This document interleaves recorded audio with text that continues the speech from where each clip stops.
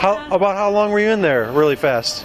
Just like 10 minutes? You're a complete liar. Because I've been standing here, according to my body cam, for 25 minutes.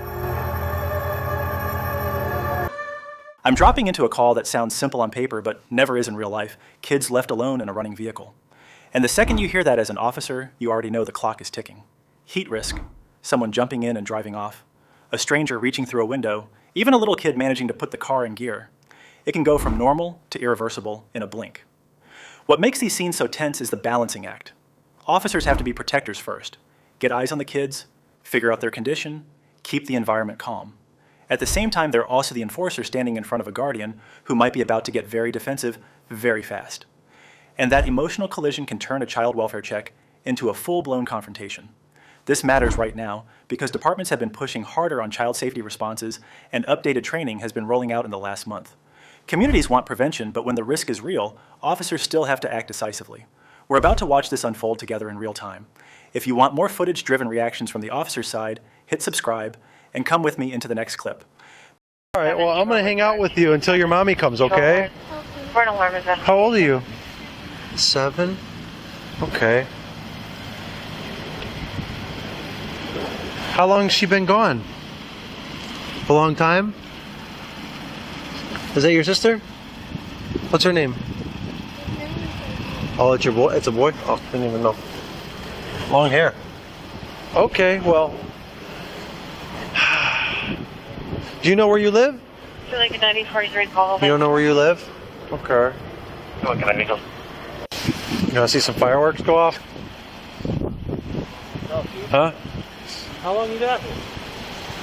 Too long. Well, yeah. But I can't even go in there because I don't want to leave them alone. And I can't arrest her by myself, so I'm going to have Aaron here. Someone's going to take kids. Something's going to happen, though. Well, yeah. At first, if it was like 10, 15 minutes, I was like, I don't like it, but she can get a verbal lashing. Now she's going to get that. Well, that you could just kind of forward to DCFS and they can take care of it. Okay. That's going to happen anyways. Well, I know, but I mean, in that situation, it didn't have to be like... Go put me on that ticket on South Gary.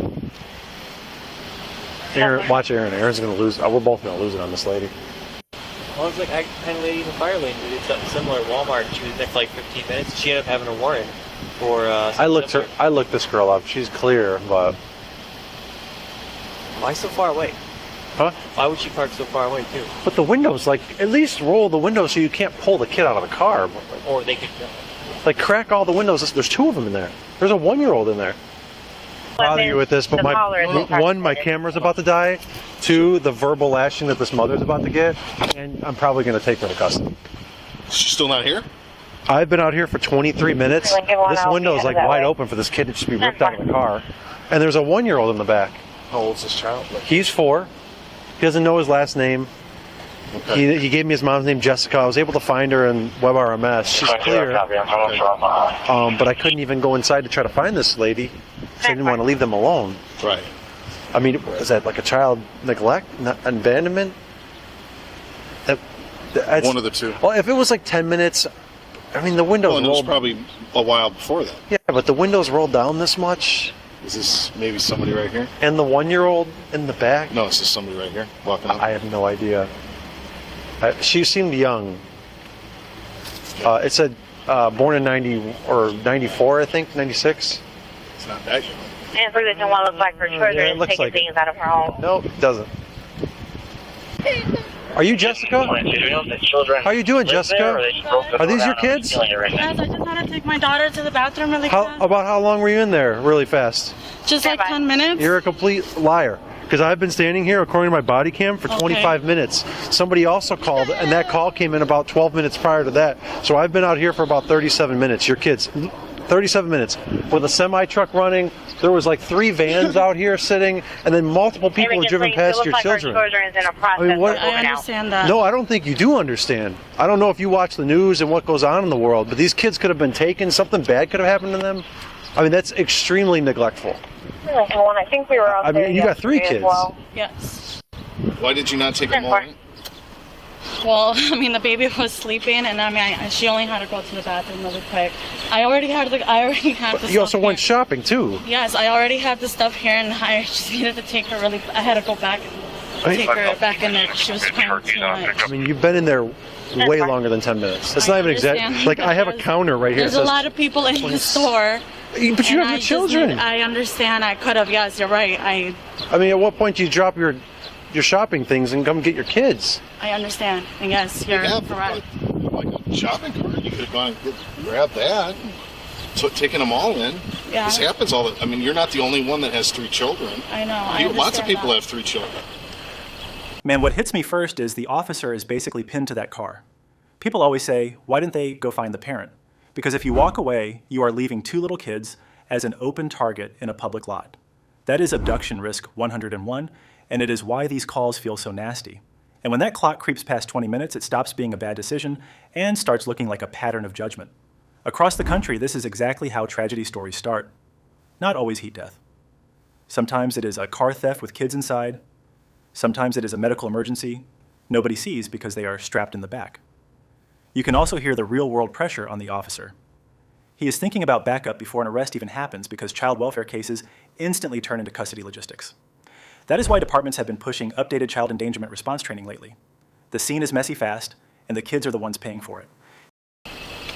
3-1 is 22. I mean, it's Looks not like acceptable. the callers refuse to separate. The kids are trying to walk out the door. This is my first time Okay. And you live where? in Glendale Heights. In Glendale Heights. How long have you lived there? My whole life. Your whole life? Okay. His license plates go back to Chicago. 3-1 is 22. Looks like the son is grabbing her now. My mom's registered to the car, but I paid the car off. Well, the car's paid off because of me. Who's registered the car? My mom. Your mother. Okay. Does mom live in the city then, or does she Yeah, live she in lives Glendale with me. I Heights? live with her. Who do you live with in Glendale Heights? My grandparents and my mother. All right. Does your mother or the grandparents have car? No, my mom's at work right now. Okay. But yeah, she works in Elgin. Okay. All right. I mean, I don't really see a justification or any kind of emergency situation here. Am I missing something? Is Officer Gianbenko missing something? Yeah, I mean, No, I'm serious. Maybe we're missing I'm not something. justifying anything. I mean, I'm just letting you guys know what I did, and it's not justifying anything. I know I did wrong, and you guys are here obviously because I did something wrong. Okay. So. Well, I mean, this is the thing. Go ahead. you kind of understand where we're coming from, Yes, I do right? Like, understand. at some point, did you say, like, I wonder how my children are doing? Like, Yeah, Lincoln 49 My from, two kids. or Lincoln Yes, 3 I try from to hurry Lincoln 9. up as soon as I can. That's why I ran out of the store. 40 minutes. You went home. 40 total. There's a lot of people in the store. Can you assess the I understand, but 40 minutes, but you only got 2 kids out here. We're Like, going to need that to what if they were transport these gone? children back to the station. What if you came out here and they weren't here? And they were just gone? Because you left that window. Like, I could have pulled your son right out the window and left with him. He doesn't know his last name. He doesn't know his phone number. He doesn't know what All right, your we'll last figure it name out. is. He's gone. And I would hate for that to happen. I mean, there's going to be some sort of consequence for that. Like, it's just going to be something that's going to happen here. So, you kind of left me no choice. Your keys are in the car.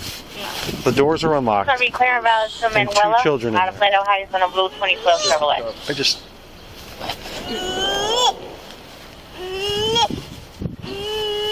I'll tell you, all of this is not an emergency.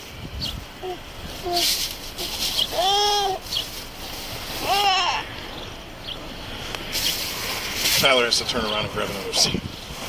Okay.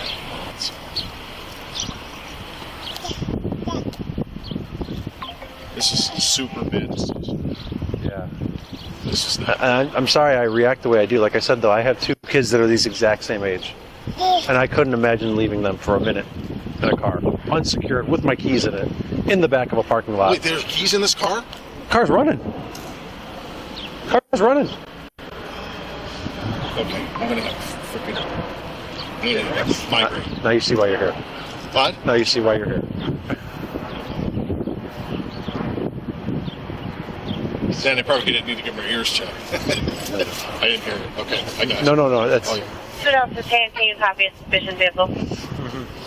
that's why. No offense. So Get a It's going to be Lake I'm Ridge gonna Drive, be honest with you. This is what's gonna happen. Glasgow Court, I'm and so Lake sorry. Ridge Drive. You're gonna be Trying to say arrested. that Raven Okay. stopped and You're a guy gonna be in the arrested for passenger child seat had a neglect. gun and put it in at the park. The The vehicle is no longer in the DCFS is area. going to be It was seen contacted. 7 minutes ago. And that's the least of your worries right now. You should be concerned about your children, their safety, and moving forward, how you're going to act as a mother. I hate to tell you what to do right now and tell you how to be a mom, but clearly, you're not fit to be one in this moment. As I would be mad at anyone with my children, because I'm kind of looking at them the same way as I would with mine. So, that's what's going to happen. If you got a phone, you might want to call your mom, tell her to leave work. Hopefully she leaves, because I'm guessing she would leave work. Basically what we're going to do is we're going to bring a police car up here. We're going to put all these car seats in there. We've got a car seat for the little one here, and we're going to drive you all to the police station. Good. Y'all are coming to the police station. Here comes the hard part. The parent is back, and now the officer has to switch gears from protect the kids to hold an adult accountable without letting the whole scene blow up. What a lot of people miss is these cases are rarely just one bad moment. Officers see this exact fact pattern all the time, in parking lots, running car, unlocked doors, keys accessible, and it is the same setup that leads to stolen vehicles with kids still strapped in. Communities have been dealing with enough of those near-miss headlines that departments have gotten more aggressive about making it a reportable, arrestable event instead of a warning and a lecture. And the DCFS mention matters. Once child welfare gets called in, this stops being a simple apology situation. The officer's thinking custody plan, safe transport, car seats, who can legally take the kids. You can feel him carrying that weight while still trying to keep it professional. I'm guessing he probably needs a diaper change. Yeah. I have clothes in the laundromat. What? I have clothes in the laundromat. What about him?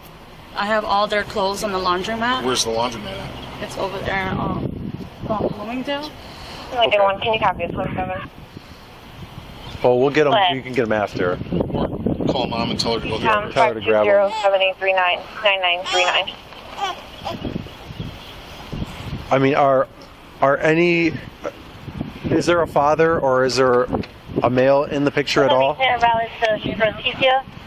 You have full custody of all these children? Yeah, this is the first time.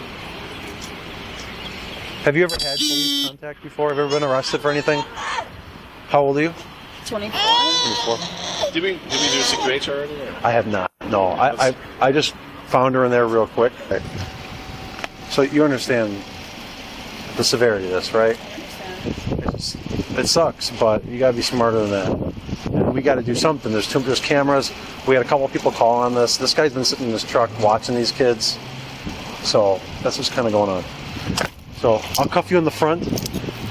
You're under arrest. The break we're giving you is not towing your car, okay? So we can tow your car. Not gonna do that to you. Can you guys at least roll the windows up? Yeah, we'll do that for you.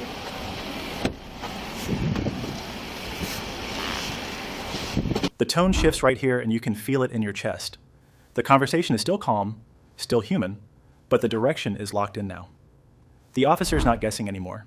He is not negotiating the basic facts anymore. He is standing in that ugly space where somebody has to own the decision. What hits me in this ending is how the officer keeps it plain. No yelling, no performance.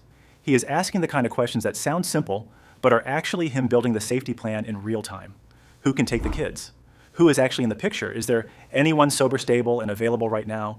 And you hear the parent throwing out life problem details like laundry, food errands, like that is supposed to rebalance the scale. That is a very common disconnect. The officer is focused on immediate danger and custody logistics. The parent is focused on convenience and how fast she can get back to normal. And I want you to notice the emotional control from the officer because it is easy for people watching to say, this is just paperwork or a minor mistake. But in the moment, he is looking at two little kids who cannot advocate for themselves. He is also looking at a crowd factor you can feel forming in the background. People called. Somebody has been watching. There are cameras. That means the officer is operating with accountability pressure from every angle. If he shrugs it off and something happens later, he owns that forever. Then you get the arrest. It is not flashy. It is not violent. It is just inevitable. And I actually respect the way he threads that needle by keeping it as dignified as possible while still doing the job. Even the front cuff decision matters. It is a small thing, but it tells you he is trying to reduce stress and keep the person from spiraling while he secures the scene. That is not softness. that is control. At the same time, this is where the public gets split. Some people hear a young mom and see a mistake. Other people see a bright red line that got crossed. Where I land is this. The officer is not arresting her for being overwhelmed. He is arresting her because the risk was already proven by the fact that strangers noticed and called and stayed watching the car. The danger is not theoretical anymore when the whole parking lot becomes aware there are unattended kids sitting there. Now look at the logistical mindset in the last moments. He is talking about not towing the car. He is talking about rolling the windows up. That is the part most folks never consider. Officers do not just slap cuffs on and walk away. They have to secure property. They have to make sure the vehicle is not left as a new hazard. They have to coordinate a responsible adult pickup. They have to think about diapers, food, car seats, heat, and the clock. All of that while the parent is processing an arrest and the kids are still the priority. This is also where those updated child safety trainings departments have been pushing actually show up on camera. The focus is not just enforcement, it is stabilization. Get the kids safe, get a verified caregiver en route, document clearly, reduce secondary problems. You can feel that method. It is not dramatic, but it is professional. The broader lesson for me is that society keeps acting surprised when law enforcement treats child endangerment like a real emergency. But the community demands quick action when something goes wrong. That is the impossible expectation. You cannot want officers to prevent tragedy and also tell them to ignore the exact setup that leads to tragedy. Prevention looks harsh sometimes because it happens before the headline. And I will say this too. This case is relatively clean compared to what officers sometimes walk into. If you want to see what it looks like when the environment itself is the danger and the kid has no chance without someone stepping in, go watch the one on my channel where officers enter a home situation that is beyond unacceptable. That contrast will make you understand why cops take child welfare calls so personally. End of the day, I'm walking away with respect for how the officers keep their footing here. They protect the kids first. They keep the adult treatment measured. They handle the boring, unglamorous details that actually keep children safe. And they make the call that is going to be unpopular with somebody no matter what. That is the job.